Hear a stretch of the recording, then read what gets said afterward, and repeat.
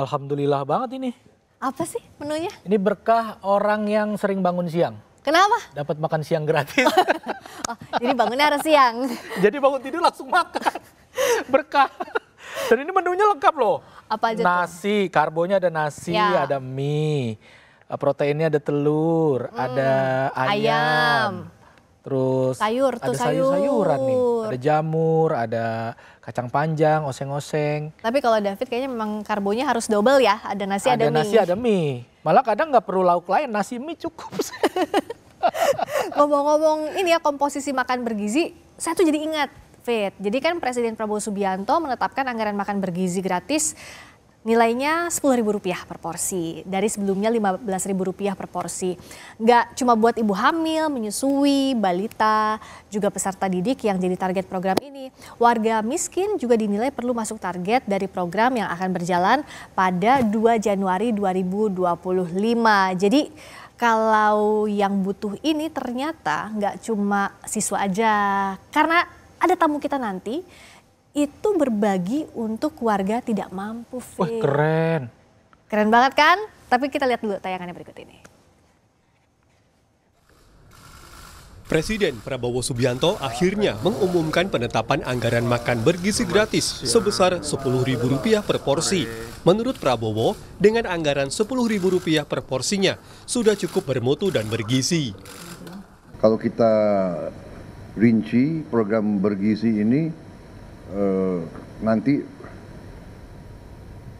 rata-rata minimumnya atau rata-ratanya kita ingin memberi indeks per anak per ibu hamil itu Rp10.000 per hari kurang lebih.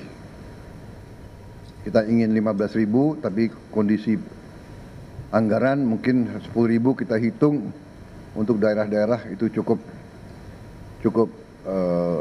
bermutu dan bergizi.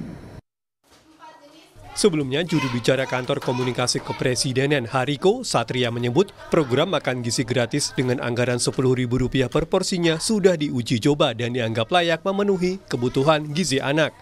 Anggaran Rp10.000 itu gizinya terpenuhi. Nah, dari uji coba sejauh ini kebutuhan 600 sampai 700 kalori per sajian makanan itu bisa dipenuhi dengan harga Rp10.000. Lagi untuk daerah-daerah di luar Pulau Jawa nanti angkanya bisa menyesuaikan. Untuk program yang akan berjalan Januari 2025, pemerintah menganggarkan Rp71 triliun dengan target 82,9 juta jiwa hingga tahun 2029. Jauh sebelum pemerintah membuat program makan bergizi gratis, sejumlah warga sudah ada yang melakukannya. Seperti yang dilakukan Aditya Prayoga ini misalnya. Awalnya, Aditya hanya membagikan 50 porsi menu makan per hari untuk warga sekitar dengan tujuan berbagi dengan sesama. 8 tahun berselang, Aditya kini mengelola 6 rumah makan gratis. Dapat untuk bersedekah sampai saya mendirikan rumah makan gratis. Sampai sekarang ini yang membuat saya terus berjuang, terus bertahan sampai bisa istiqomah, yaitu alhamdulillah sampai sekarang ini saya sering dapat rezeki yang tak disangka-sangka. Langkah serupa juga dilakukan Yayasan Havayu di Makassar, Sulawesi Selatan. Pengelola rumah makan Icuk menyebut pihaknya menyiapkan 300 hingga 400 porsi per harinya. Di sini sudah berlangsung dari tahun 2022. Untuk sumber dana dari kami itu dari yayasan. Kami sudah buka cabang lagi di daerah utara, itu Jalan Cakalang. Di sana kami juga menyediakan 300 sampai 400 porsi. Berdasarkan data BPS hingga Februari 2024, dari 282,4 juta jiwa penduduk, terdapat 25,22 juta jiwa penduduk miskin di Indonesia. Pemerintah menyebut program makan bergizi gratis ini akan membantu pengeluaran bagi keluarga miskin dan miskin ekstrim. Tak hanya ibu hamil, ibu menyusui, balita hingga peserta didik yang jadi target program ini, warga miskin pun dinilai perlu masuk target dari program yang akan berjalan pada 2 Januari 2025 ini. Tim Liputan Kompas TV. Tak hanya pemerintah, saudara, program makan bergizi gratis sudah dilakukan sejumlah warga. Seperti tayangan tadi kita lihat Aditya Prayoga, pengelola 6 rumah makan gratis yang tersebar di Depok, Bogor, dan Jakarta sudah memulainya sejak 6 tahun silam. Bagaimana Aditya memulai usahanya, hingga kita juga akan membahas bagaimana pemerintah mempersiapkan generasi emas melalui program makan bergizi gratis. Kita bahas, berdiskusi bersama dengan Aditya Prayoga, pengelola rumah makan gratis, dan Pak Wamen, Agus Jabo Priyono, Wakil Menteri Sosial. Selamat datang Pak Wamen, juga Mas Adit. Assalamualaikum. Waalaikumsalam. Makasih Pak Wamen. Terima kasih. Nyempetin hadir duluan ke sini. Iya, di tengah agenda yang padat sekali. Nah, kalau dari Mas Adit dulu nih ya, boleh cerita. Jadi kan punya rumah makan gratis pribadi, ada juga yang kolaborasi. Itu gimana sih awalnya? Ya, alhamdulillah saya mendirikan rumah makan gratis ini sejak tahun 2016. Di tahun 2016 semampu saya pendapatan saya kan serabutan. Saya kerja jualan. Jadi mampu saya pada waktu itu 30 sampai 50 porsi. Setiap hari? Setiap hari. Nah, itu kita lakukan dengan komitmen, istiqomah setiap hari terus. Nambah lagi, makin bertambah yang datang, makin kita tambah porsinya. Sampai kita buka cabang lagi ke daerah Cilangkap, Pasar Minggu, Duren 3, Depok, Bekasi. Sampai ke luar kota juga. Ada di Madiun, di Purwokerto, Kalimantan, Sulawesi, sampai ke daerah-daerah Sumatera. Nah, itu alhamdulillah berkembang, berjalan. Atas izin Allah, rezeki kita tuh ada aja. Alhamdulillah.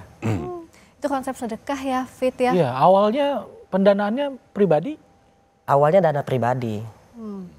Alhamdulillah atas izin Allah ya, saya juga sering diundang-undang ke acara-acara, ketemu-ketemu orang baik gitu kan, dibantu, alhamdulillah. Oke, jadi awalnya dana pribadi, tapi tahu ada gerakan ini banyak yang ikut bantu juga gitu ke Mas. Ya, dan program kami sebenarnya nggak cuma makan gratis, kita juga ada pendidikan gratis. Oh iya? Saya bangun sekolah gratis di samping masjid yang saya bangun sendiri, namanya Masjid Rumah Makan Gratis. Nah, di situ ada fasilitas tempat tinggal gratis, tidur gratis, kayak hotel itu saya buat, hotel bintang 3, tapi gratis. Nah gitu, terus juga ada sekolah gratis. Belajar Al-Quran gratis, rumah tahfiz Quran gratis, bahkan menikah gratis, semua gratis. Alhamdulillah. Alhamdulillah. Siapa aja tuh yang bisa? Siapa aja boleh. Siapa aja boleh? Siapa aja boleh. Boleh. Kalau pulsa gratis ada nggak? Saya lebih butuh pulsa gratis. Kita sudah ada wifi gratis. Wifi gratis. Wow, Semua cabang tuh ada wifi-nya, gratis. Wah, Pak Wamen, lihat Mas Adit salah satu warga yang sudah tergerak dari awal. Pemerintah bagaimana melihatnya dan support ini? Ya, kami sangat mengapresiasi dan memberikan penghormatan yang setinggi-tingginya karena atas inisiatif Mas Aditya yang tulus ikhlas kemudian bisa memberikan makan bergizi gratis. Sebetulnya berbicara masalah makan bergizi gratis itu bukan domainnya Kemensos, Mas, tapi domainnya Badan Gizi Nasional. Tapi selama ini Kemensos juga sudah melaksanakan program atensi permakanan terhadap lansia dan kelompok disabilitas. Kita memberikan permakanan gratis ke lansia itu ada sekitar 100.000 di seluruh Indonesia. Masya Allah. Sehari 2 kali, ya kan, pagi sama siang. Yang mempersiapkan dan memasak itu kelompok masyarakat. Ya, kemudian nanti kita antar ke alamat yang menerima permakanan itu. Jadi yang kita sudah tangani sekarang ini untuk lansia tunggal ya atau lansia yang kurang mampu itu ada sekitar 100.000. Terus kemudian untuk disabilitas itu ada sekitar 42.000. Jadi nilai makanannya sendiri per pack itu sekitar 15.000. Berisi nasi, kemudian sayur mayur, berisi lauk pauk ya, dan berisi buah-buahan. Jadi itu yang sudah kita lakukan dan memang ya perintah Bapak Presiden, tugas kita di pemerintahan ini bagaimana bisa membuat orang miskin itu tersenyum, gumuyu, bahagia. Dan kita juga diperintah untuk melakukan sinergi dan kolaborasi ya antar kementerian, antar lembaga, antar pemerintah pusat dengan daerah maupun pemerintah dengan swasta. Artinya ke depan programnya Mas Aditya ini bisa kita kolaborasikan ya, bisa kita sinergikan gitu loh, dan Alhamdulillah. itu hal yang sangat bagus. Amin. Bisa menjadi contoh bagi masyarakat yang lain. Ya, berarti bisa dibilang ini bukan sebuah gebrakan ya. Maksudnya bukan sebuah program yang baru sebenarnya, makan bergizi gratis itu. Hanya jangkauannya yang ditambah ya Pak. Benar nggak? Makan bergizi gratis itu memang sudah menjadi programnya Pak Prabowo sejak lama, ya kan. Beliau mengevaluasi bahwa generasi di Indonesia ini mengalami kekurangan gizi, ya kan, hampir 30% bahkan ya. Beliau mengatakan begitu, makanya tugas negara bagaimana kemudian kita bisa mempersiapkan generasi baru itu dengan asupan gizi yang bagus, supaya menjadi generasi muda Indonesia yang unggul, ya, yang bisa setara dengan bangsa-bangsa yang lain. Artinya Bapak Presiden menginginkan bahwa ini harus dikelola sejak awal, sejak ibu hamil gitu loh, sejak kemudian mereka menjadi balita sampai kemudian mereka bersekolah gitu loh. Itu memang sudah menjadi pemikiran, menjadi konsep dari Presiden bahwa negara harus hadir untuk mempersiapkan generasi yang unggul. Tadi Pak Wamen kan bilang bahwa butuh juga kolaborasi berbagai pihak. Iya. Nah kalau Mas Adit dalam praktiknya nih bisa diceritain nggak sih misalnya satu cabang itu perharinya ada berapa porsi yang disediakan, biayanya butuh berapa? Karena kan kalau sendiri terus-terusan ini tidak mungkin juga ya, butuh urun rembuk banyak pihak. Iya, alhamdulillah satu cabang itu kita hanya mampu menyediakan 300 porsi per hari. Per hari. Dan itu sudah SOP kita seluruh Indonesia. Bahkan di luar negeri juga ada teman saya yang tinggal di luar negeri, dia pengen juga memberi makan gratis seperti itu kan. Ya saya kasihlah konsepnya. Konsep kita ini lillahi ta'ala, kita tidak mengharapkan apapun, tidak masang kotak infak atau nempelin nomor rekening, enggak. Kita juga bukan pengen terkenal, masuk TV ini, enggak. Gitu. Kita hanya mengharap ridho Allah dan mengajak orang untuk melakukan kebaikan. Kita buktikan bahwa kita ini adalah rakyat yang memiliki rasa syukur yang tinggi. Alhamdulillah tinggal di negara Indonesia yang merdeka.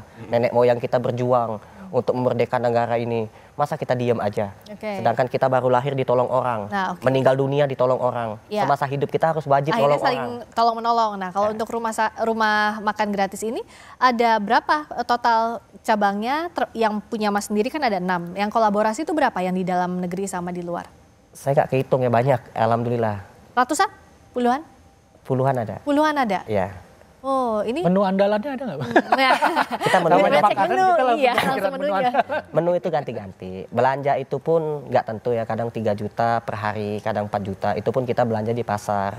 Nah, uangnya dapat dari mana? Dari Allah. Saya ada rezeki, saya buka usaha, jual gorengan, jual martabak, jualan apa di tempat lain, itu berbayar. Nah, hasilnya untuk sedekah. Oke, jadi usaha di tempat lain bonusnya ada juga gitu. Dibantu oleh teman-teman yang pengusaha-pengusaha yang lain, netizen ikut bantu juga, ada juga yang ngasih beras seperti itu. Kita juga kan ngikuti aturan pemerintah bahwa harus punya yayasan. Kita pasang yayasan juga. Nah, itu pun nggak kita kayak yatim piatu kan kebanyakan kan nempel nomor rekening di tempat atau kotak infak, kita nggak kayak gitu. Sukarela aja ya gitu. Ya, saya juga bangun masjid nggak ada kotak infaknya, nggak ada nomor rekening yang ditempel, nggak ada. Gitu. Mas Adit, kalau boleh dihitung per porsi itu kira-kira tadi kan menunya variatif kan? Iya. Nggak DDL, dia lagi. Nggak nasi ayam telur, nasi ayam telur. Iya. Sevariatif apa dan biasanya satu porsi itu berapa ukurannya kalau dirupiahkan? Kalau dirupiahkan, kalau tafsiran saya ya itu apakah sekarang kan mahal gitu ya, sekitar nyampe 15 sampai 20 ribu per porsi. Nah tapi itu pun kita konsepnya beda dengan kayak pemerintah yang saya pelajarin gitu. Kita cari duit, usaha, kita usaha jualan gitu. Dari hasil jualan itu ya alhamdulillah dapatlah 3 juta. Ini untuk cabang yang di Ciangsana, oh ini untuk yang di Cilangkap seperti itu. Nah ada juga teman-teman seperti ada punya beras, saya posting di Instagram, siapa yang mau beramal tepat sasaran langsung dimasak. Nah kalau dari pemerintah melihatnya ini kan contoh gerakan masyarakat. Nah kolaborasi yang sejauh ini sudah dibuka oleh pemerintah seperti apa sih Pak untuk gerakan-gerakan seperti ini? Jadi kan pelaksana dari program permakanan Kemensos itu adalah masyarakat, ya. Kita membentuk pokmas atau kelompok-kelompok masyarakat yang anggotanya sekitar 4 sampai 5 orang. Ya kan? Nah, itu salah satu bentuk kolaborasinya bahwa masyarakat kita libatkan untuk mempersiapkan, mengolah gitu loh, kemudian mengantarkan program permakanan itu. Jadi dari masyarakat gitu loh yang kemudian kita berdayakan, bukan dari instrumennya Kemensos ya. Jadi bentuk kolaborasinya seperti itu.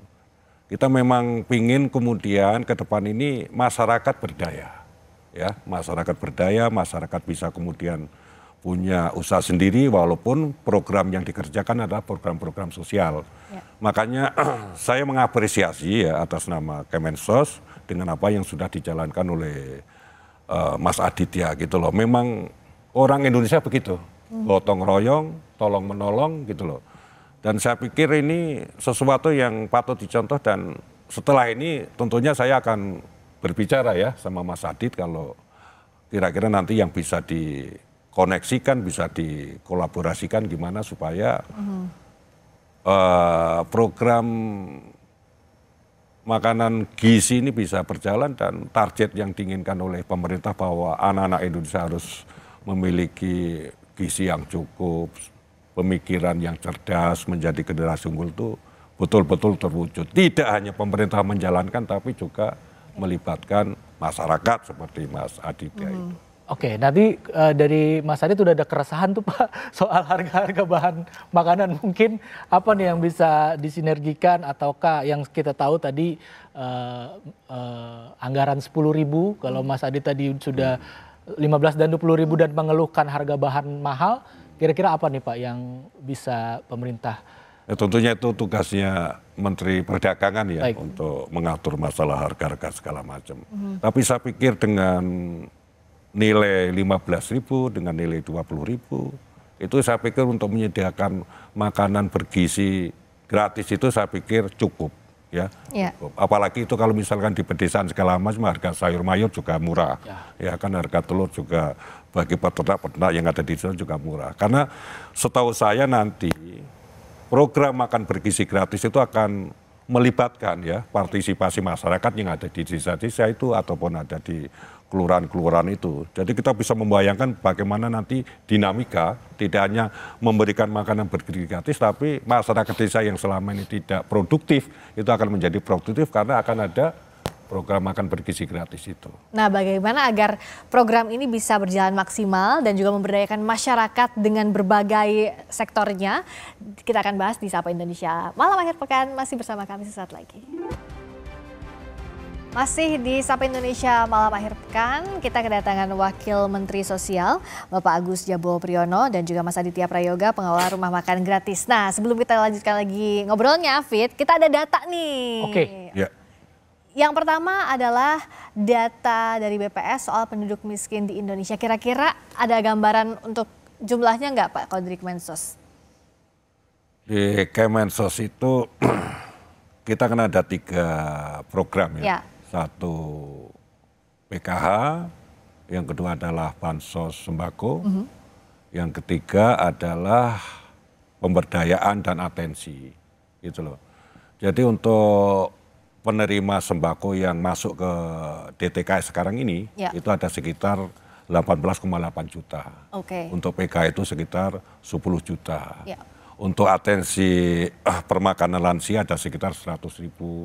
Untuk disabilitas itu ada sekitar 42.000. Jadi yang mendapatkan program PKH, yang mendapatkan bantuan sosial, yang mendapatkan program permakanan ataupun atensi itu adalah masyarakat yang sudah terdata di DTKS, data terpadu kerjasama sosial. Walaupun sekarang ini masih dalam proses tahap, karena Bapak Presiden memerintahkan supaya ada data tunggal, ada data tunggal ya, supaya nanti program antar kementerian, antar lembaga negara ini tidak tumpang tindih. Ya, datanya sama semua itu ya Pak ya. Nanti yang akan mengelola dan mengeluarkan data ini adalah BPS, ya, landasan hukumnya adalah instruksi Presiden. Supaya kemudian apa yang menjadi program dari pemerintah itu tepat sasaran. Siapa yang berhak menerima, siapa yang tidak berhak, ataupun siapa yang sudah tidak layak menerima bantuan sosial maupun PKH. Ini sedang dalam proses. Sebentar lagi impres akan keluar dan data tunggal itu akan keluar. Kita akan berangkat bekerja dari data tunggal dan terpadu ini. Ya, kalau tadi kan yang disebutkan secara spesifiknya oleh Pak Agus, kalau misalnya salah satunya juga data dari BPS, penduduk miskin di Indonesia 2024 itu ada 25,22 juta orang. Nah, data tunggal ini akan membantu nanti ya Pak ya untuk setiap kementerian lembaga bekerja sesuai dengan data itu. Ya. Nah, berikutnya kalau bicara soal garis kemiskinan, saudara, itu kombinasinya adalah garis kemiskinan makanan dan non-makanan. Kalau garis kemiskinan makanan mengacu pada pengeluaran minimum untuk memenuhi kebutuhan makanan yang setara dengan 2.100 kilokalori per orang setiap harinya. Nah, sementara kalau standar untuk memenuhi kebutuhan itu di Papua Pegunungan misalnya, setiap orang harus mengeluarkan biaya makan Rp990.000 satu bulannya atau Rp33.000 per hari. Kalau kita bandingkan juga ke Sulawesi Tenggara, setiap orang ini harus mengeluarkan biaya makan Rp350.000 per bulan untuk memenuhi standar gizi makanan. Tapi ini data minimal, bisa lebih dari itu. Ya, di keluarga saya sih lebih dari itu karena istri saya BM, banyak mau ya. Makan mulu, jajan mulu. Dikit-dikit jajan. Nah, kalau ini nih anggaran, ada juga nih yang menarik. Bagaimana biaya konsumsi para pejabat setingkat menteri? Nah, kalau ini ada Peraturan Menteri Keuangan nomor 49 tahun 2023, biaya konsumsi pejabat menteri sebesar Rp159.000 dalam satu kali rapat per orangnya. Nah, tapi kalau praktiknya gimana sih Pak Agus? Apakah sesuai dengan rate ini nih berapa konsumsi misalnya per rapat itu Rp159.000 atau menyesuaikan saja kondisi dan situasi? Kalau konsep data yang dipakai oleh Kemensos itu ada 3 kategori. Yang pertama adalah kelompok rentan. Ya kan, yang kedua itulah adalah kelompok miskin, yang ketiga itu adalah kelompok miskin yang ekstrim, ya kan. Kemudian yang menjadi prioritas dari program-program Kementerian Sosial itu adalah kelompok miskin dan kelompok kemiskinan ekstrim itu. Jadi standarisasi kita di situ, ya. Jadi bagaimana kemudian kita ingin memberikan atau mendistribusikan bantuan ya dasarnya adalah dari 3 kategori itu. Ya kan, indikator-indikatornya banyak, tapi kemudian yang menjadi landasan dari apa yang kita berikan ke masyarakat ya dari 3 kategori itu. Rentan, miskin, dan kemiskinan yang ekstrim. Oke, nah kalau bicara soal kolaborasi ya, tadi kita bicara soal program ini yang suksesnya kolaborasi. Ternyata Mas Adit ini juga ngajarin masak loh. Bisa masak, Mas? Bisa. Masak apa aja biasanya untuk yang datang tidak hanya dikasih makan tapi juga kasih pelatihan? Saya bikin makanan yang jadul, ada juga makanan yang modern, makanan-makanan yang viral. Yang lagi happening apa? Ya, jagung pakai susu, terus dicampur mozzarella. Jadi dia kayak ada mozanya gitu kan. Jadi itu bisa jadi keahlian juga ya buat yang diberikan. Ya, itu jadi jajanan viral juga tuh sekarang. Ya, jadi gini, kita itu yang paling terpenting itu adalah ide. Ya, jadi bukan modalnya, jadi kalau mau jadi pengusaha itu harus punya modal banyak, enggak. Idenya dulu yang kreatif, yang bagus. Misalkan contoh, saya bikin permen kaligrafi. Nah, permen kaligrafi ini kita bikin permen berbentuk tulisan Muhammad. Nah, itu nanti akan dijual misalnya usaha, terus bisa jadi modal juga untuk donasi begitu ya ke rumah makan. Jadi gini, saya fokusnya biar yang makan di rumah makan gratis ini kan rata-rata kebanyakan yang kita sudah survei tinggalnya di rumah sepetak-sepetak, ngontrak. Nah, biaya kontrak pun nggak murah. Nggak ada yang ngontrak itu harganya 300.000 atau 400.000 tuh nggak ada di Jakarta. Itu di atas 500.000 semua. Jadi kalau misalkan mereka menganggur, nggak kerja gitu kan, saya mikir, waduh nanti minta bantuan ke saya juga bakal kontrakan gitu kan. Oke, jadi ini lahiran. Makanya dikasih keahlian Fit. Jadi saya kasihlah ide untuk buka usaha gitu. Jadi kita buka sekolah tata boga gratis, belajar bikin bakso, bikin somai, bikin kue yang kreatif gitu. Nah, nanti untuk modalnya saya patungan-patungan ngajak teman-teman, netizen di YouTube. Kan alhamdulillah pengikut rumah makan gratis lumayan banyak tuh. Alhamdulillah. Mas Adit, saya penasaran kalau anggaran Rp159.000 ini untuk konsumsi pejabat ya kalau lagi rapat, bisa jadi apa aja kalau Mas Adit yang masak? Jangankan 150.000. 159.000 per orang loh, bisa jadi apa aja? Kalau saya punya duit cuma Rp10.000. Nggak usah 100, banyakan itu 159.000. Rp10.000 saya ada program cuma Rp10.000 bisa sedekah kepada 30 tukang sapu. Setiap subuh rutin. 10.000. Saya beli teh Oke. Beli teh tubruk, saya masak teh tubruk itu, saya bagikan teh tawar. Oke, jadi menghangatkan perut tukang sapu sebelum nyapu. artinya dengan nominal kecil pun bisa untuk itu ya. Bisa, membantu. apalagi Oke. nominal besar. Oke. Nah, gitu. Baik, terima kasih banyak sekali lagi. Termasuk tadi juga semoga kolaborasi Kementerian Sosial ini bisa menjaring lebih banyak lagi warga untuk berpartisipasi ya Pak Wamen ya. Terima kasih banyak atas waktunya Pak Agus Jabo, Wakil Menteri Sosial. Terima kasih juga Mas Aditya Prayoga. Dan itu jadi akhir kita Fit di Sapa Indonesia Malam Akhir Pekan, gak kerasa ya? Ya, pokoknya buat Mas Adit kalau nanti butuh tukang masak, saya bisa. Bisa. Saya bisa masak air biar mateng. Cakep dong jadinya. Wamen yang paling ganteng. Masuk. Alhamdulillah. Terima kasih banyak sudah menyaksikan Sapa Indonesia Malam Akhir Pekan. Saya Friska Clarissa. Saya David Nurbianto. Pamit. Dadah.